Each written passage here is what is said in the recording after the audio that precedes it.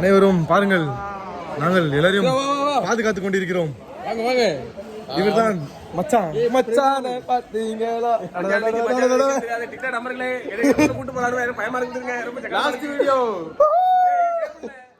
அங்க எஸ்கேப் ஆகுறதுக்கு சேஃப்டி கட்டியிருக்காங்கப்பா. சூப்பர்ண்ணே. அவ்வளோதான்.